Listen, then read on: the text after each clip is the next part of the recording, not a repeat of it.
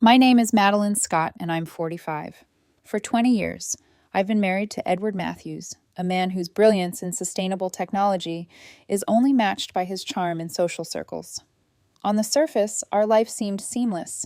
I managed the quieter, intricate details of our home and career logistics, while Edward captivated the world at every gala, symposium, or university reunion.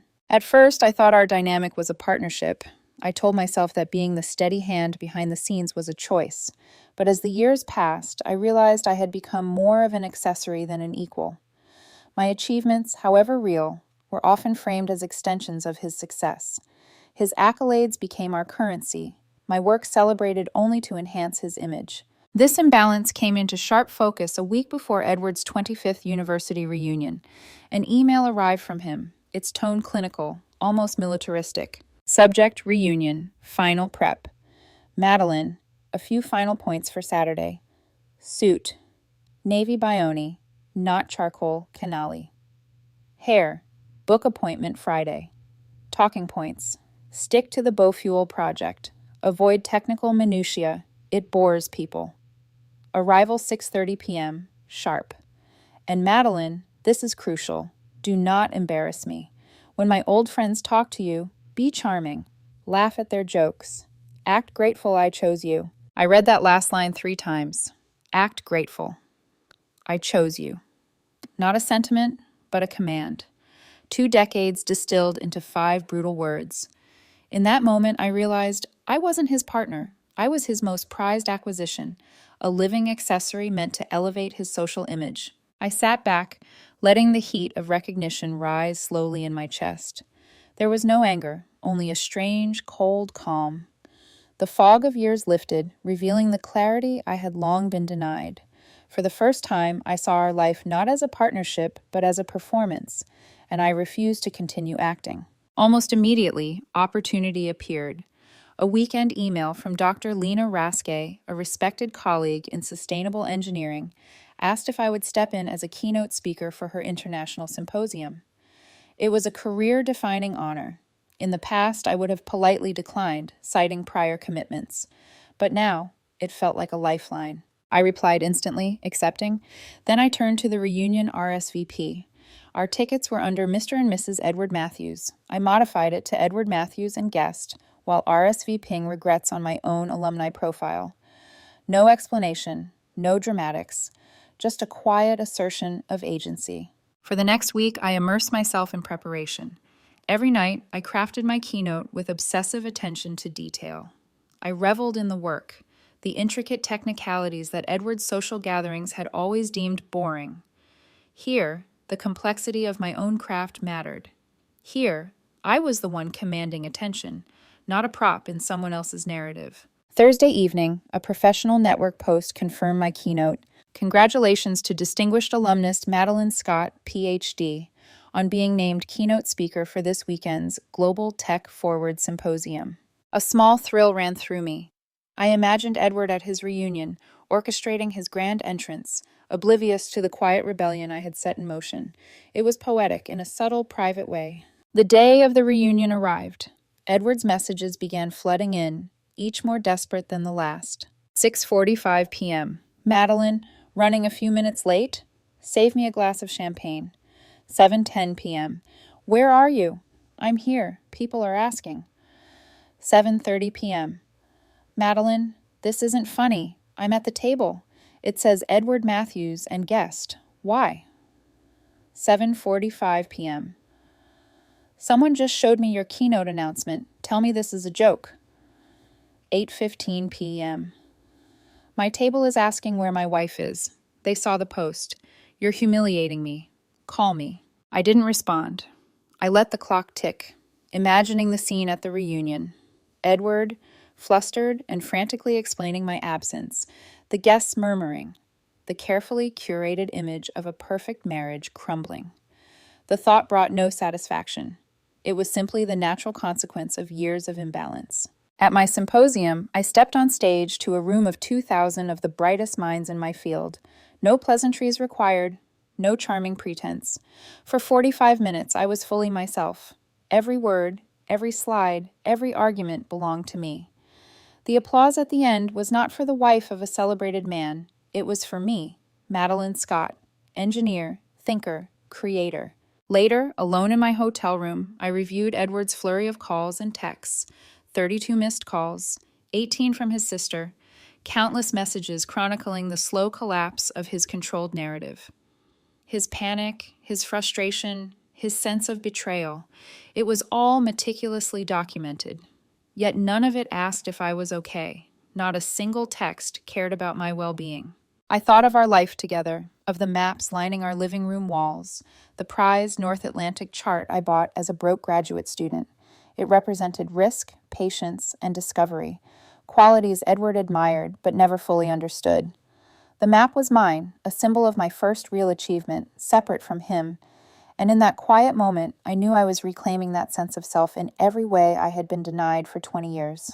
The stage was set, the water had finally boiled, and for the first time, I felt the power of my own clarity. The applause from the symposium still hummed in my ears as I returned to my hotel room, alone, yet profoundly alive. For the first time in decades, I felt untethered from the expectations Edward had layered onto me, like a ship finally freed from its moorings. But freedom, I quickly realized, had consequences. By the time I checked my phone, it was already buzzing with missed calls and frantic texts from Edward. He didn't even ask if I was safe or how the presentation had gone. Instead, he demanded explanations, reassurance, apologies. His world, carefully structured around control and perception, had fractured. Madeline, where are you? Everyone is asking. Do you know what you've done? This is humiliating. Call me now. I see your keynote announcement. Tell me this is a joke. I let the phone lie on the bed, silent. My mind, however, was far from still. For 20 years, I had navigated a marriage where my needs were secondary, where my accomplishments were currency for his image. But now I realized that the very thing he tried to control, me, was beyond his reach. I thought of the first map I had purchased as a struggling graduate student, a North Atlantic chart from the 17th century. I had saved for 2 months to afford it, carefully cutting back on everything else. Edward loved the map wall, the way it made the room look curated and sophisticated, but he didn't know its story, its personal significance. It was mine. And just like that map, I was reclaiming my story. The night of the reunion, while Edward navigated the murmurs of his friends, I stood backstage, adjusting my microphone, my heart steady and determined. The room was a sea of faces, 2,000 bright minds waiting to hear me speak. No one would reduce me to a supporting role. No one would define me by someone else's narrative. I spoke. For 45 minutes, I delivered every idea, every insight, every carefully crafted point as if my life depended on it. And perhaps it did. The applause at the end was thunderous, genuine, and all mine. For the first time, I understood the intoxicating clarity of being recognized not as someone's spouse, but as myself. Back in my hotel room, I finally returned Edward's calls, one by one, not with apologies, not with excuses, but with calm, precise statements. I'm safe. My presentation went well. I'll explain everything when I return. Even as I spoke, I felt the delicate tension building between us. The silence after my words was thick with disbelief. He was accustomed to being the center of attention, to controlling the narrative of our lives. But now I had set the stage for a new story. The next morning, as I packed my things to leave the symposium, I noticed the subtle shift in myself. I no longer felt the guilt that had shadowed my every achievement.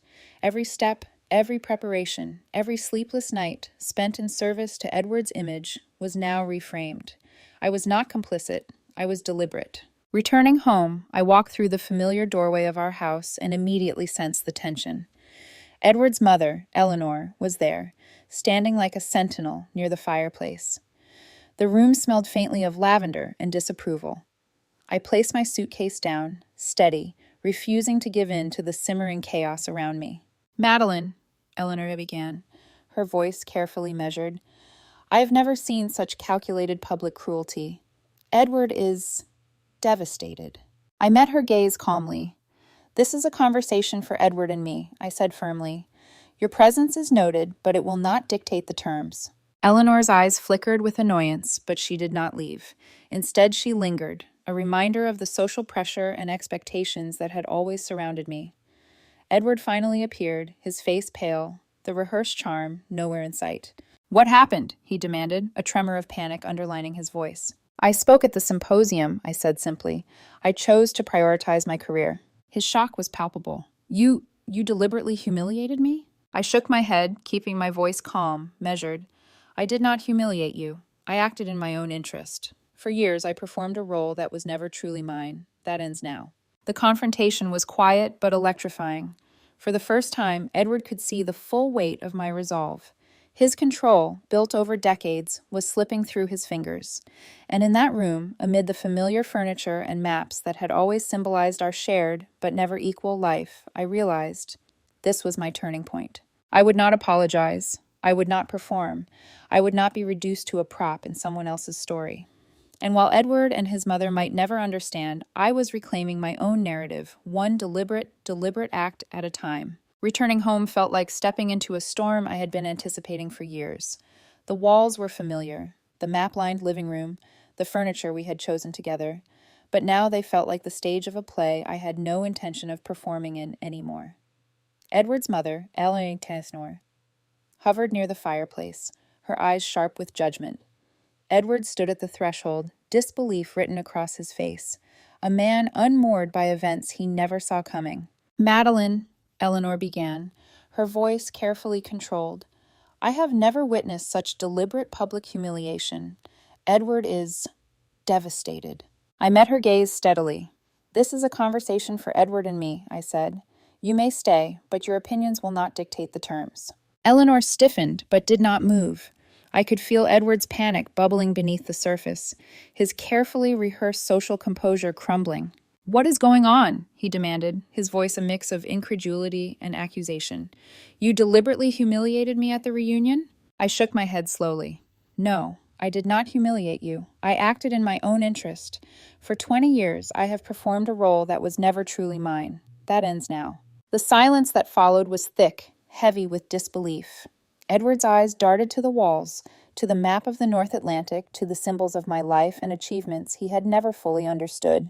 "You're making this about yourself," he spat, his voice rising. "This is about me, about the image we've built. Everything we've done, our reputation, our life, it's all at stake." I took a deep breath, my voice calm but unyielding. "Edward, for 20 years, I have been your silent partner, the one ensuring everything appears perfect. I have given my heart, my intellect, and my time to support your image. Not once did you ask if I was okay. You only cared about how events reflected on you. That is the truth you've been avoiding." His jaw tightened. "You think this justifies abandoning your duties? Your loyalty?" I stepped closer to the wall of maps, my fingers brushing the surface of the first one I ever bought, the 17th century North Atlantic chart. "Do you see this?" I said, voice thick with emotion. "I saved for months to afford this as a student.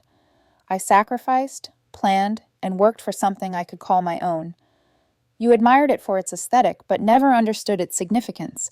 My life, my achievements, my story, they are mine, Edward, and I am not yours to command."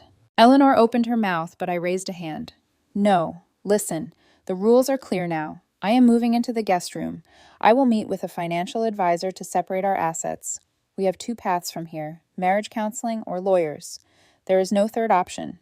Pretending this was ever equal is over." Edward's face went pale. "You can't be serious." "I have never been more serious," I said.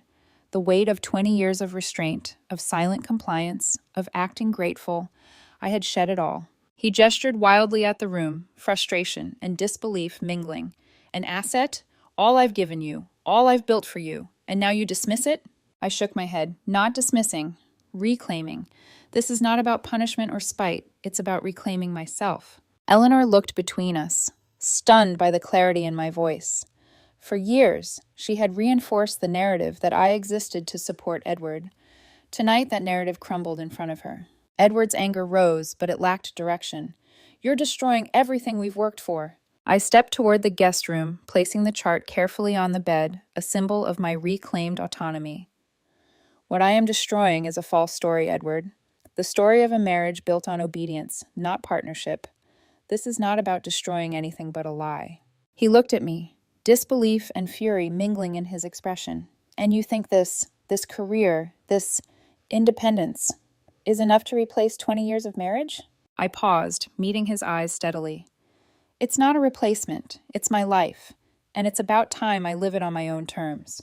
Eleanor finally spoke, her voice quiet but sharp. Madeline, are you certain you want this path? I am certain, I said. For the first time in 2 decades, I felt the full weight and freedom of my own decisions.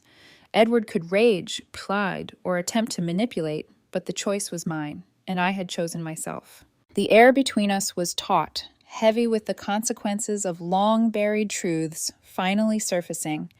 This was no longer about reunion events, social perception, or loyalty.